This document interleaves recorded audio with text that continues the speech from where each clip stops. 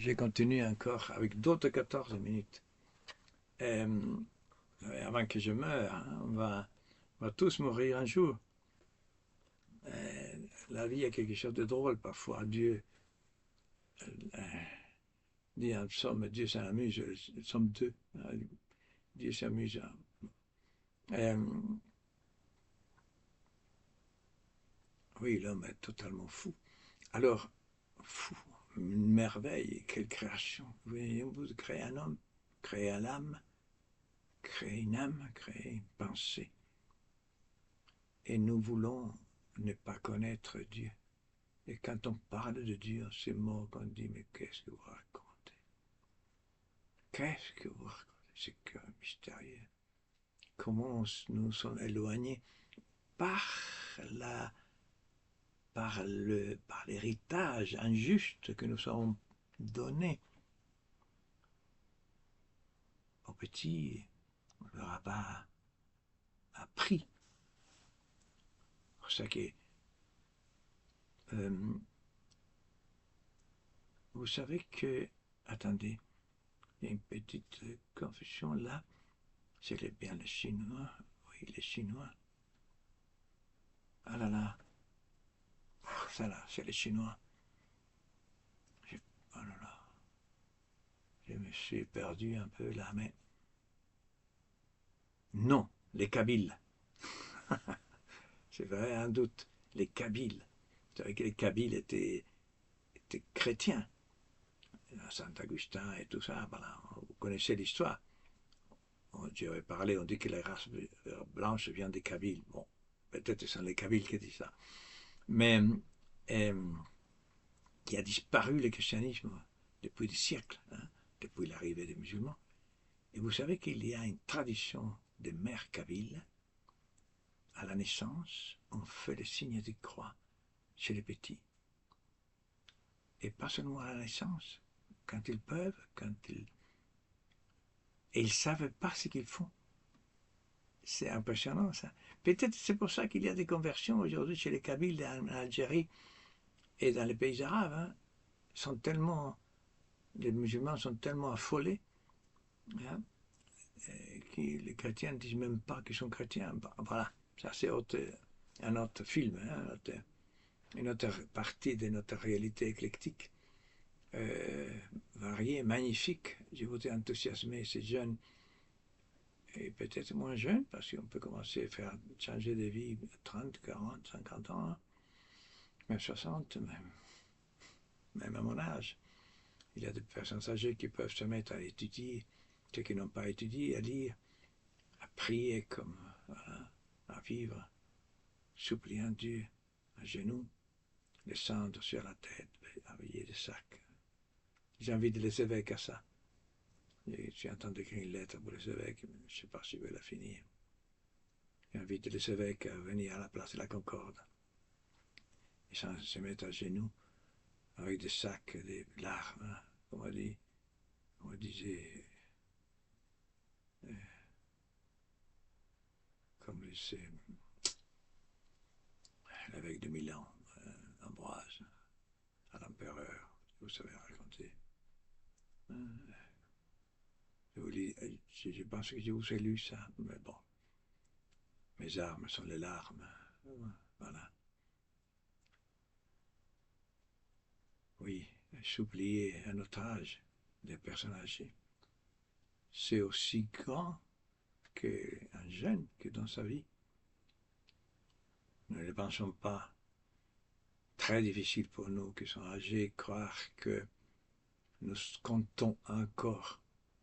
C'est un crime qu'on fait aujourd'hui. J'avais des personnes âgées qui ont été jeunes, des hommes magnifiques, des femmes fantastiques. Nous les hommes encore, des jeunes filles et des jeunes femmes, des hommes, des jeunes hommes, comment on dit, des vraies sculptures, hein, grecques, la beauté parfaite grecque. Hein. Nous étions tous ça.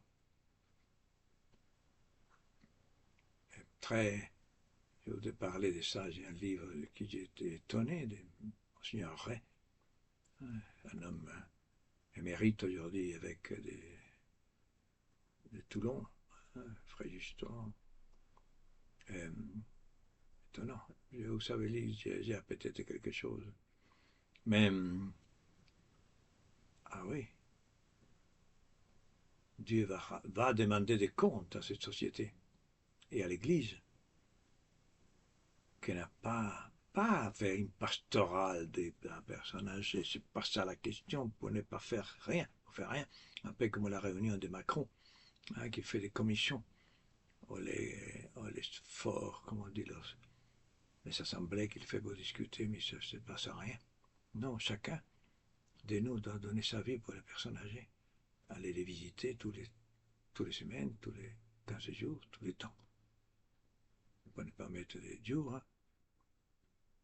Aller pleurer avec eux, être avec eux, un peu de temps. Amenez vos enfants.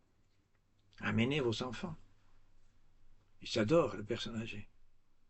Quelqu'un me disait qu'il visite les personnes, me dit, mais et où sont les petits-enfants? Disait, où sont les petits-enfants? Demande les personnes âgées. Je peux vous raconter des histoires des personnes âgées. Ce sont des camps d'extermination. D'extermination des... Oui, camps de... Comment ça s'appelle? Camps de concentration. D'extermination. Non, enfin, j'ai retiré les mots parce que... Non, mais je les garde aussi. Bon, je ne sais pas qu'on les tue, mais on les abandonne. On meurt d'inanition. Et c'est étonnant. Et ils disent qu'ils ça va et qu'ils ne veulent pas mourir. Je n'ai pas trouvé... Oui, il y a une personne qui disait, ah monsieur, oui, je n'ai pas bien traité. Il se plaint toujours, c'est la seule. Et il pleure toujours. Et je voudrais partir. Une résignation, mais qui fait pleurer. Et c'est curieux parce que Dieu donne aussi ça. L'aliénation, vous savez, l'aliénation, ça sert beaucoup, hein, pour ne pas, parce que si l'homme ne s'aliène pas, il devient fou, donc se tue. Donc Dieu permet ce mécanisme un peu étrange, mais psychologique. Je vais vous donner déjà une définition la meilleure de l'aliénation. Hein. Monter aux étages quand la vie est au premier étage, au rez-de-chaussée, vous voyez. On monte, on devient autre chose de ce qu'on est. Donc c'est pour ça que Dieu ne peut pas attendre les personnes aliénées, c'est très difficile. Il faut qu'il descende dans sa vie, dans son histoire, dans sa souffrance. Pour éviter la souffrance, psychologiquement, l'homme s'aliène, fait autre chose, le sport, la sexualité, le travail, l'étude, 1000 choses pour fuir la mort. Parce que la souffrance, c'est la mort.